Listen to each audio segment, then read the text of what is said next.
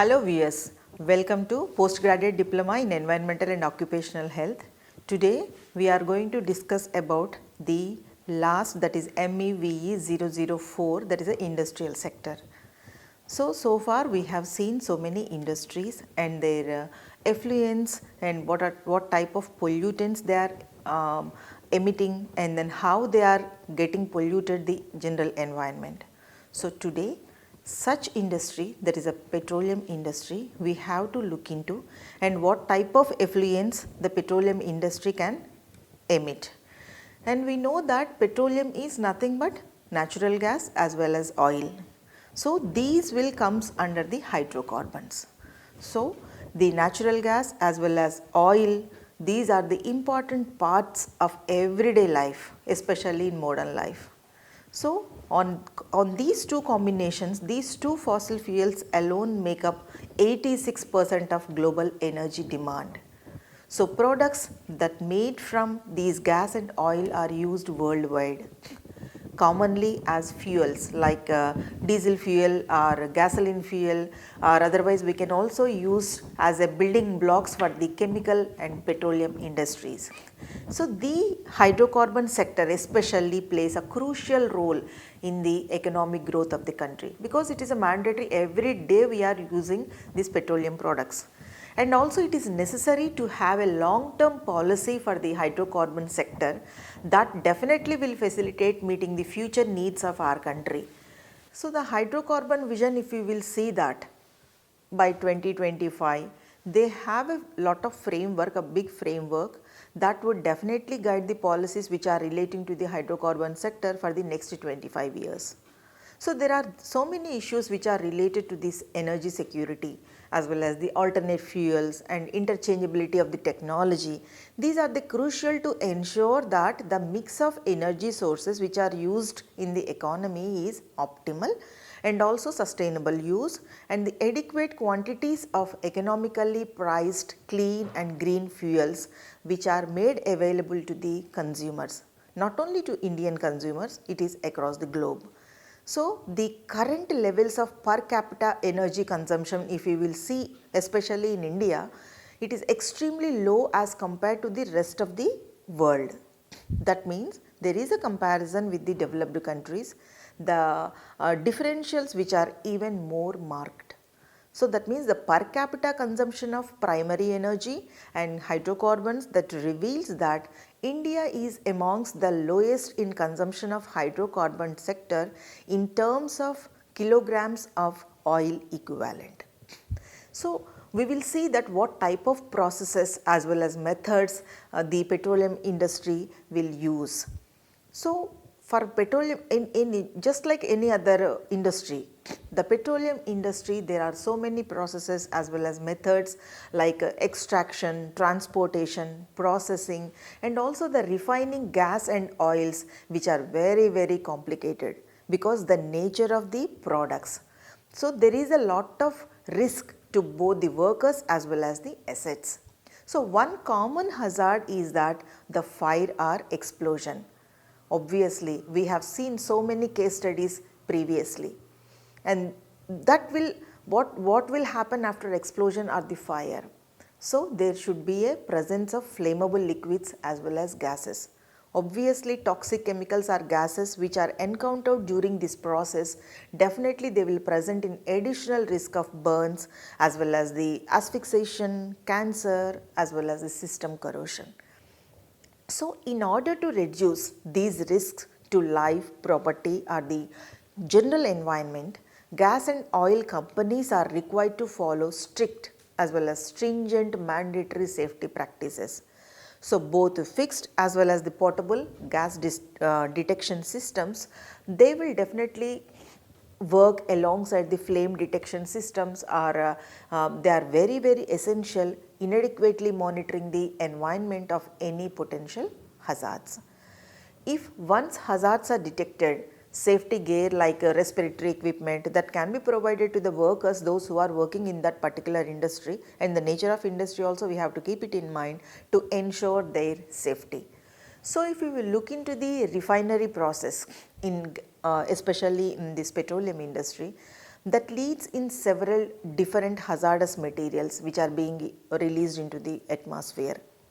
So, once it is the toxic chemicals are the chemicals which are released into the atmosphere, obviously alongside there is a risk of industrial exposure to chemicals or accidents like explosions, fire, and then health and hygienic hazards there also have to be considered. So, these are caused by the air contaminants that could be either be part of the routine refining process, or that could be unexpectedly escape into the oil refinery. So, there are so many ways the hazards can happen. So, crude oil itself contains thousands of hydrocarbons and so many other chemicals, and also exposure to many of these can result in the short term or otherwise long term health problems, and also corrosive burns or the other symptomatic asphyxiation types. So, improper safety management in the oil and gas industry is not a small oversight or negligence. We can say that it has many impacts on human beings, especially because the entire world, human beings are so precious. So, we have to think about us.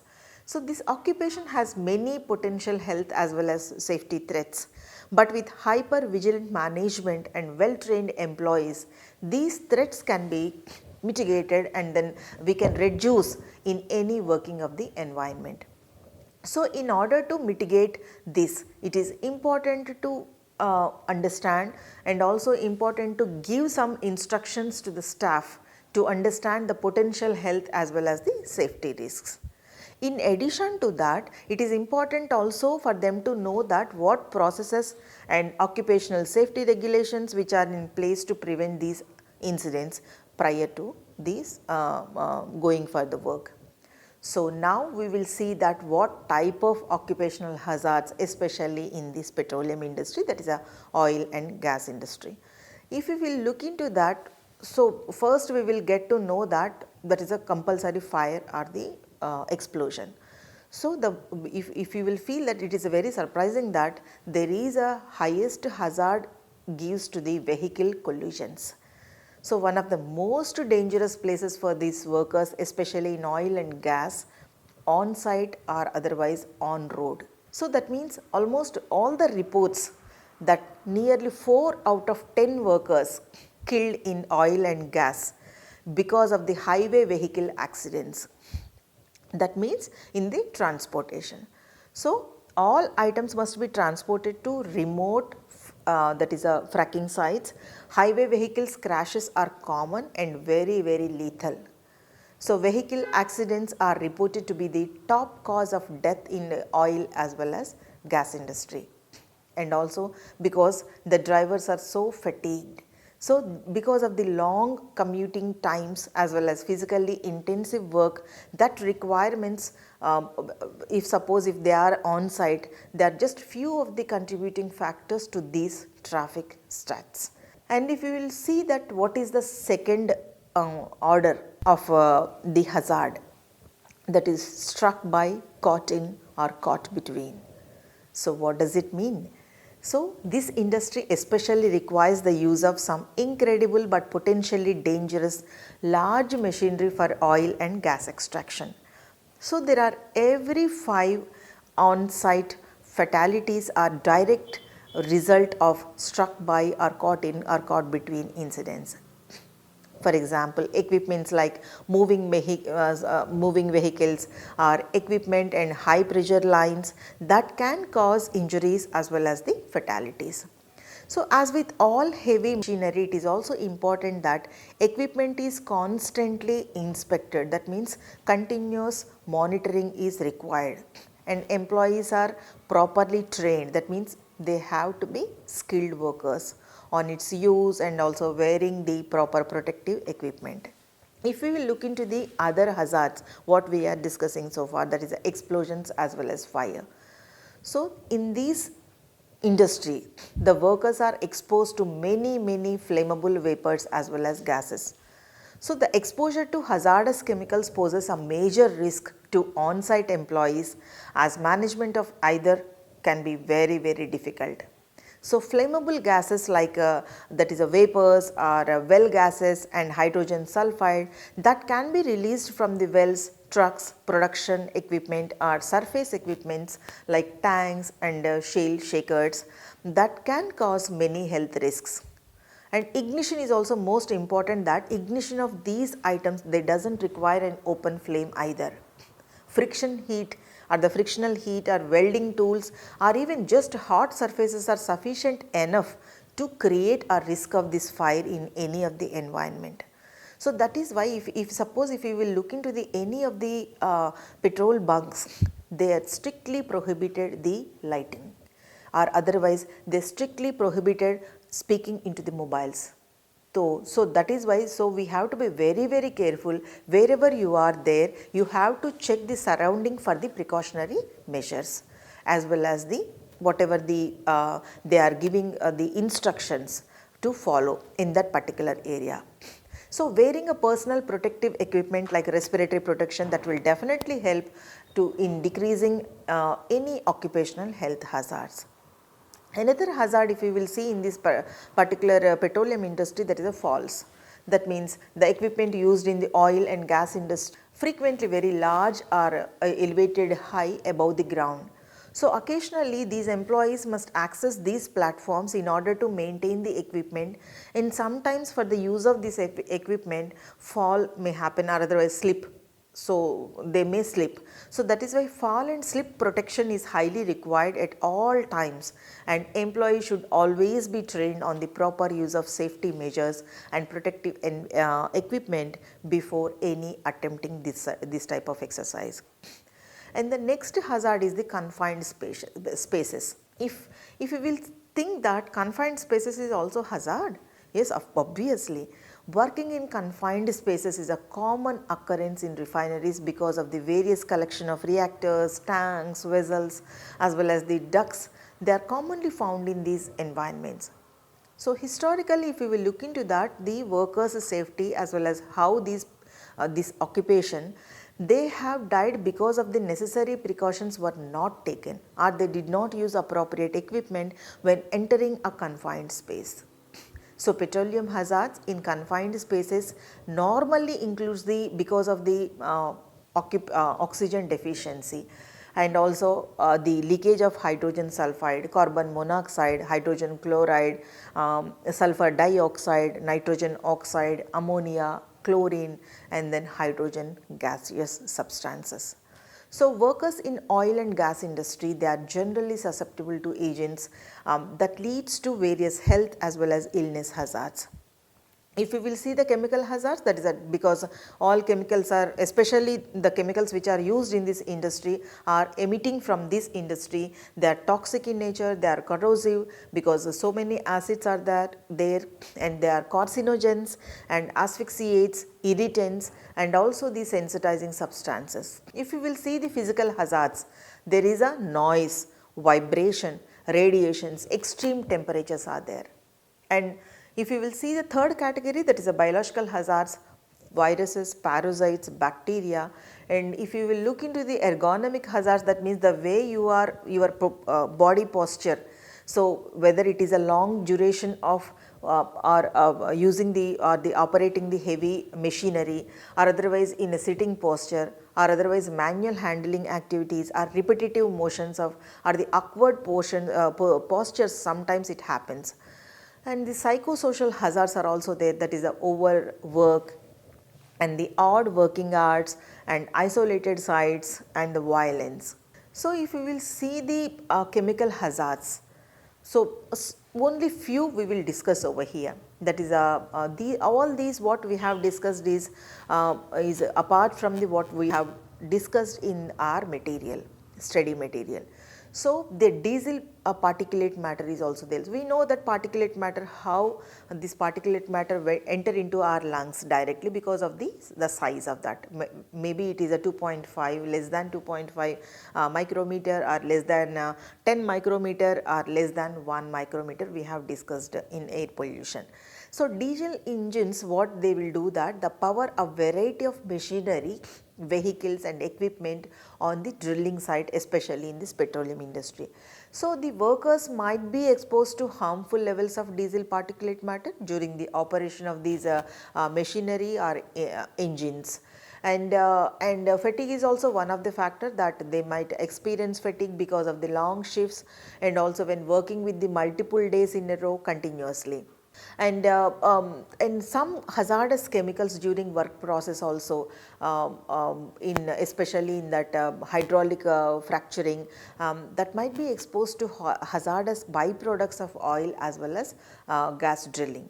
So, the degree of potential hazards which is depends upon the individual chemical properties of that particular chemical in that particular industry, and also the nature of the toxicity.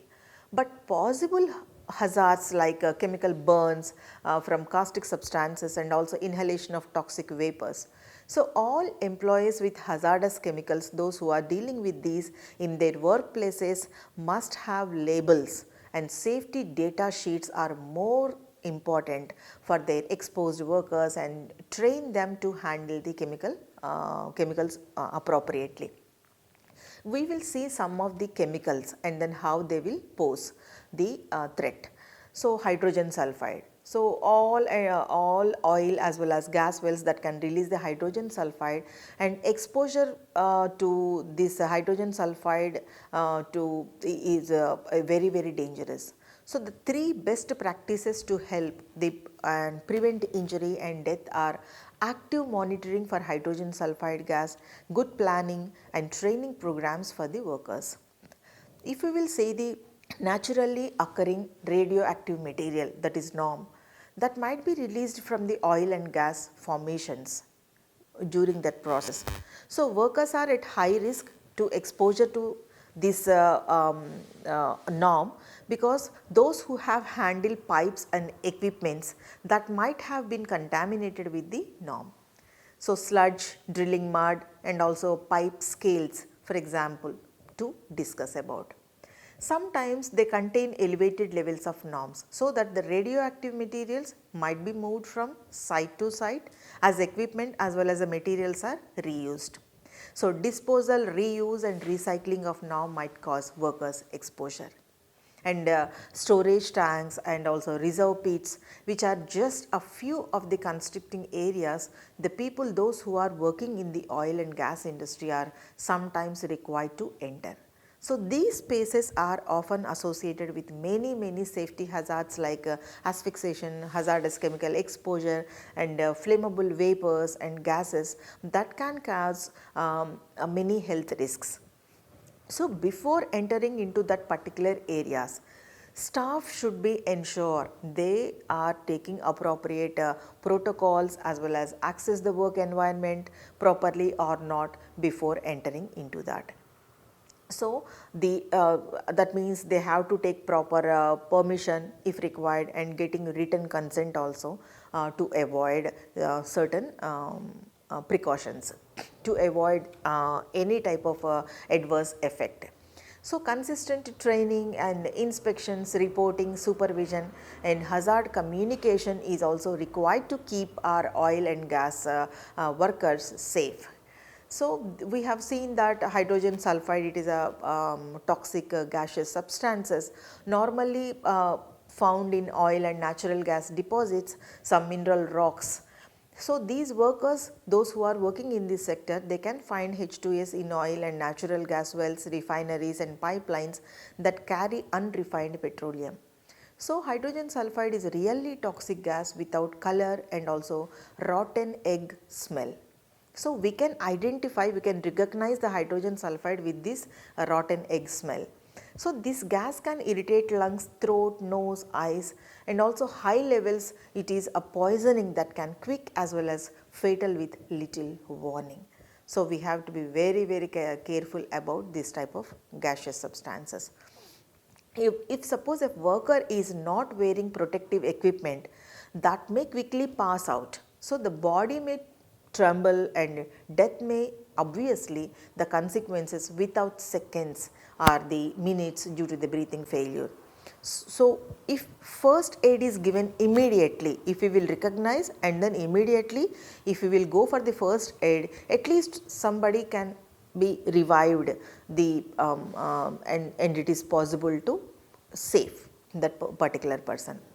So if any hydrogen sulfide leak happens, so the area must be evacuated in the very first instance. So only workers wearing proper protective equipment that may enter the site to correct the problem.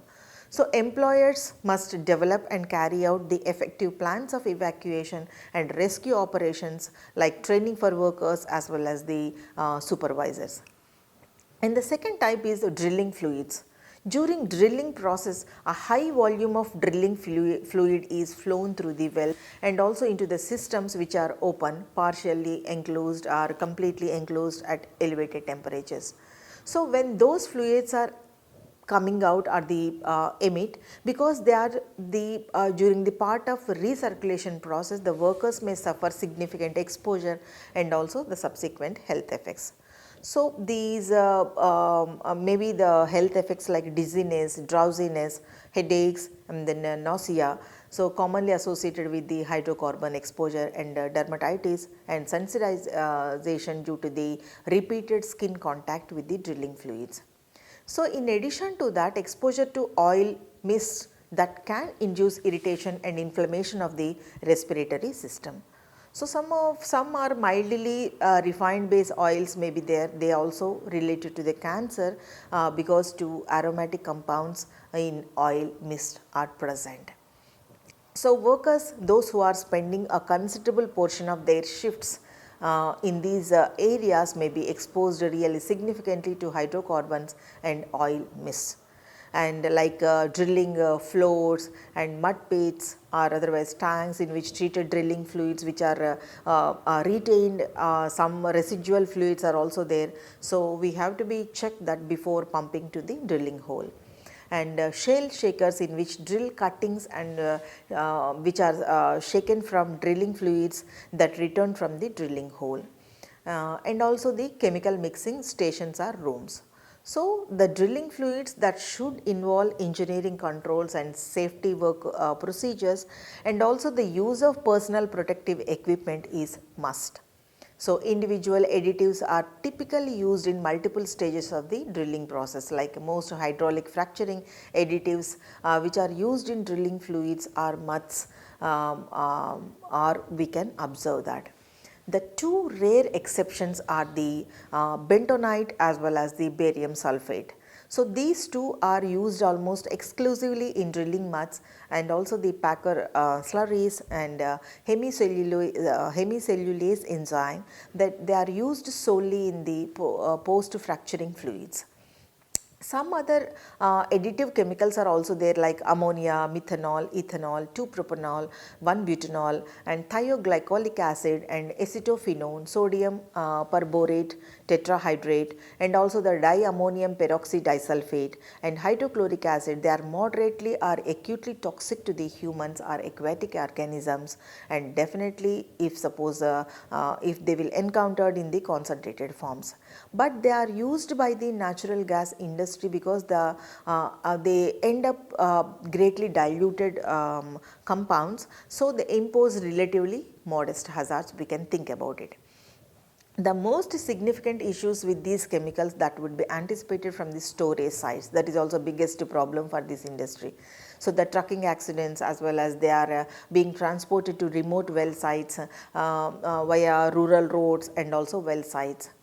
But few chemical products in widespread use, that is exploratory wells, they pose significant hazards to human beings and also other organisms, because they remain dangerous even at low concentrations, and also the chemical detection limits. That means we are unable to recognize the noxious chemicals.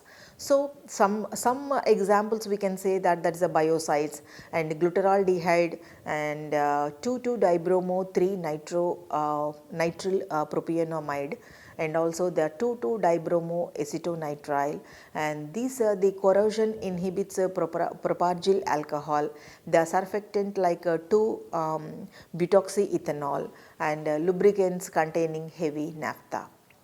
If you will see the glutaraldehyde, it is highly biocide in nature and also used in drilling and fracturing fluids. So, along with its antimicrobial effects, it is a potent respiratory toxin that is very effective at parts per billion concentrations. So, a sensitizer in susceptible people, it has induced occupational asthma and also contact dermatitis in workers which are those who are exposed to it, and also known as mutagen. So, what is mutagen? That is a substance that may induce or increase the frequency of genetic mutation. So, it is readily inhaled or absorbed through the skin also. So, in the environment, algae as well as zooplankton and also the some types of trots, they were found to be dramatically harmed by this glutaraldehyde at very low concentrations. And if you will see the 2,2-dibrommo-3-nitrilopropionamide, that is a DBNPA, it is a biocide and also found increasing use in the drilling as well as the fracturing fluids. So, it is a sensitizer and also the respiratory and skin toxin and especially corrosive to the eyes. So, in the environment, it is very toxic to wide variety of fresh waters and marine organisms, where it induces the developmental defects throughout the life cycle.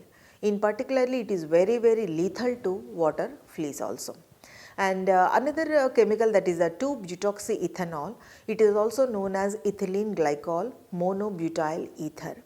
So, it is also a surfactant which is used in many phases of the gas exploration as well as the extraction. So, it is also absorbed through the skin, and also this chemical that has long been known as the selectively toxic to RBC, that is a red blood cells, and it causes them to rupture and also the that leads to the hemorrhaging. And also there are extremely low levels of this chemical to cause the endocrine disruption. So, this chemical is only moderately toxic to aquatic organism. And another important chemical which is emitted by this industry is heavy naphtha. So, it is a mixture of petroleum products which are composed of, and also the aromatic molecules like benzene, toluene, xylene, and also 1,2,3-trimethyl benzene and polycyclic aromatic hydrocarbons like naphthalene. So, it is used by the gas industry as a lubricant, especially in the drilling muds. So, it is also very hazardous in nature and also host of microbes, plants and animals. So, several of this type of mixture components are known to cause or promote cancer. So, if it released to soil or groundwater, these components are toxic to terrestrial as well as the aquatic organisms, especially amphibians. So, they may cause the air transportation through that skin and also the respiratory problems. So, flowback fluids are also there. So, irrespective of the chemical additives used for drilling, there are so many toxic substances that can be mobilized by the drilling. They may be barium, arsenic, chromium, uranium, radium, radon, benzene and also the sodium chloride. So, these are the these components make flowback fluids hazardous without any added chemicals. So, barium, it is obviously it is also known toxic heavy metal commonly found in these flowback fluids, and exposure to the soluble salts that may, or otherwise it may be through ingestion or the absorption or inhalation, they may induce drops in tissues potassium levels. So, this mechanism is selectively toxic to heart as well as the kidneys, and barium sulfate is used as a weighting agent in drilling muds. They react with the radium salts and that may form the, sometimes it will definitely form the radioactive scale on metal parts, then they are subsequently brought to the surface. Just like a barite is converted to more soluble barium salts, like that lead, it is also very poisonous in nature, and it is able to impair neurological developments in children at very low concentrations also. And then there are because of the multiple modes of action of lead in biological systems, there is a tendency to bioaccumulate. So it can potentially affect any system or organ in the body. And there are so many other chemical compounds are also there, like arsenic, and they are have the very adverse effects in every tissue against which it has been tested, especially brain, heart, lung, and it is harmful below 1 part per trillion also. That also we can understand that. And another important, that is a chromium. Chromium also exposure to elevated doses by inhalation or any of the way, skin or the eye contact, they cause the gastrointestinal or the reproductive developmental as well as neurological disorders. So there are particularly if we will think about the potassium dichromate or strontium chromate, the in hexavalent form, the major hazard posed by this chromium is carcinogen in nature. And obviously benzene, it is also considered as a highly toxic as well as a carcinogenic in nature. The primary hazard we can expect, because it is also proven that it is acute lymphocytic leukemia. There are some other chemicals are also there, that is a silicon as well as a mercury. So all these poses highly adverse effects on the health systems. So if you will see the biological contamination, that is a rock strata which is under the earth's surface, which are populated by the bacteria, and the advent of air lubricated drilling, that has introduced a risk of contaminating surfaces as well as the water zones with bacteria and other microbes from the deeper layers. So and also some other especially the desulfurificants, that can an organism that thrives in fresh water, where some sulfate that is present in pyrite or hematite is available. So in fact these bacteria are especially prevalent as well as aggressive in oil and gas producing regions, because there are because normally they are in the form of living black and sticky films in water wells and also other structures. They are they produce hydrogen sulfide, which are characterized by the rotten egg smell. And rock strata rich in gases are normally rich in this bacterium, and exposure to hydrogen sulfide along with the methane that raises the significant health concerns. And if we will look into some of the specially health hazards, neurological syndrome in humans and livestock, elevated birth defects that may aggravate with this type of compounds. So with all these risks as well as contaminating freshwater aquifers and also the chemical hazards, physical hazards, so we have to think about what are the precautionary measures as well as the policy documents, and we have to think, and then we have to train the workers, those who are working in this occupation. So with these I would like to conclude that there are many reports of contaminated water bodies in areas that may cater to these industries. So there is a need of strict regulations to be adopted during the manufacturing as well as the disposal of the enormous waste which are generated through these industries.